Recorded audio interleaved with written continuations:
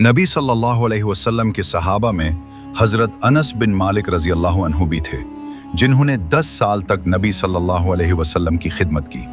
हज़रत अनस रज़ी अल्लाह अन्हु ने रसूलुल्लाह सल्लल्लाहु अलैहि वसल्लम के अखलाक करीमाना की एक निहायत खूबसूरत बात बयान की।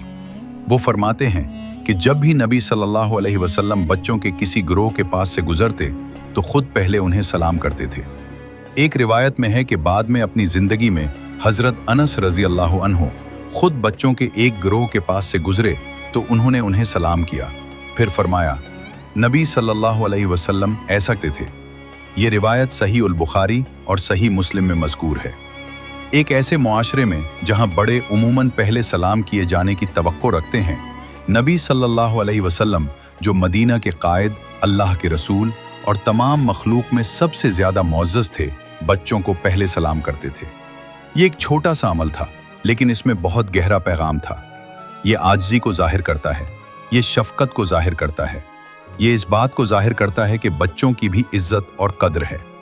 नबी सल्लल्लाहु अलैहि वसल्लम ने बच्चों को मामूली या गैर अहम नहीं समझा।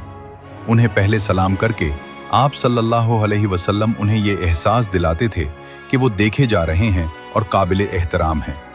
तसव्वुर कीजिए कि ऐसा अमल एक बच्चे के दिल में कितनी गहरी जगह बनाता होगा।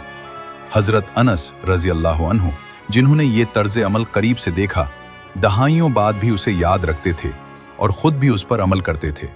इस तरह ये साबित होता है कि छोटी छोटी सुन्नतें नस्लों को संवार देती हैं।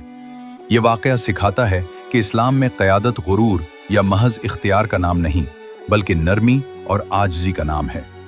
बाज़ औक़ात आला किरदार का इजहार बड़े मौक़े पर नहीं, बल्कि सादा से सलाम में होता है।